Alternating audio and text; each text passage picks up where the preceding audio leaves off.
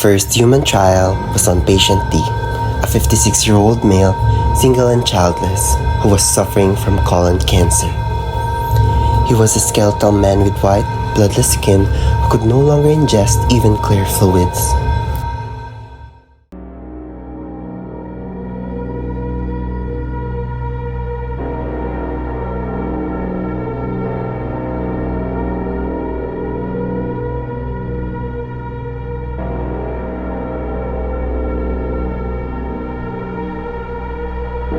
He was aware that his case was terminal, and he waived all rights to legal redress should the procedure go wrong.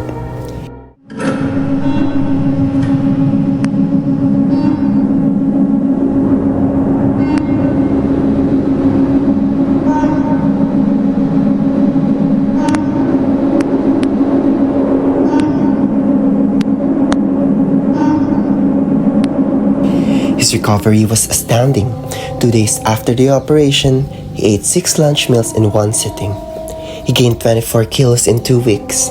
Clearly, his liver, pancreas, and gallbladder, the source of greatest worry, had adapted to the transplant. The only side effect noted at the time concerned his diet. Patient D rapidly came to dislike sweet dishes, then spicy ones, then cooked food altogether. He began to eat bananas and oranges without peeling them. A nurse reported that one morning she found him eating the flowers in his room. The French medical team felt vindicated. Until then, the success of full organ xenografts was zero. All transplants of animal organs to humans, the hearts, livers, and bone marrow of baboons, the kidneys of chimpanzees had failed. The only real achievement in the field was the grafting of pigs' heart valves to repair human hearts, and to a lesser extent, of pig skins to burn victims. The team decided to examine the species more closely, but the process of rendering pigs' organs immunologically inert proved difficult, and few organs were compatible. The potential of pigs' digestive system, despite its biological flexibility, stirred little interest in the scientific community, especially among the Americans. It was assumed that the porcine organ would be too voluminous, and that its high caloric output would induce obesity in a human. The French was certain that their simple solution to the double problem, using the digestive system of a smaller pot-bellied species of pig, would become the stuff of scientific legend like Newton's apple. "We have put into this man a source of energy, both compact and powerful. A Ferrari engine," boasted the leader of the medical team. Patient D was monitored closely. When asked about what he ate, he was evasive. A visit to his apartment 3 months after the operation revealed that his kitchen was barren. He had solved everything in it, including the fridge and stove, and his cupboards were empty. He finally confessed that he went out at night and picked at garbage. Nothing pleased him more, he said, than to gorge himself on putrid sausages, rotten fruit, moldy brie, baguettes gone green, skins and carcasses, and other soured leftovers and kitchen waste. He spent a good part of the night doing this.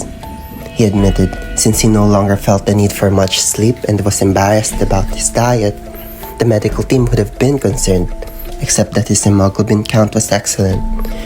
His blood pressure was ideal, and further tests revealed what was plain to the eye. The man was bursting with good health. He was stronger and fitter than he had been in all his life. Regulatory approval came swiftly. The procedure replaced chemotherapy as the standard treatment for all cancers of the digestive tract that did not respond to radiotherapy. Les Bons Samaritans, a lobby group for the poor, thought to apply this wondrous medical solution to a social problem. They suggested that the operation be made available to those receiving social assistance.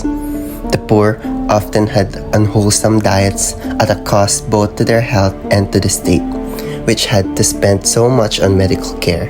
Better, more visionary remedy than a procedure that in reducing food budgets to nothing created paragons of fitness. A cleverly orchestrated campaign of petitions and protest. Malnutrition, zero deficit, zero, read the banners, easily overcame the hesitations of the government.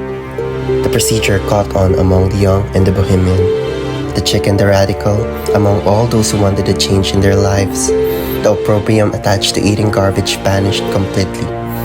In short order, the restaurant became a retrograde institution, and the eating of prepared food a sign of attachment to deplorable worldly values. A revolution of the gut was sweeping through society. Liberté, liberté was the cry of the operated. The meaning of wealth was changing. It was all so heady. The telltale mark of the procedure was a scar at the base of the throat. It was a badge we wore with honor. Little was made at the time of a report by the Society Protectrice des Animaux on the surprising drop in the number of stray cats and dogs. Garbage became a sought-after commodity. Unscrupulous racketeers began selling it. Dumps became dangerous places. Garbage collectors were assaulted. The less fortunate resorted to eating grass. Then old people began vanishing without a trace. Mothers who had turned away momentarily were finding their baby carriages empty. The government reacted swiftly.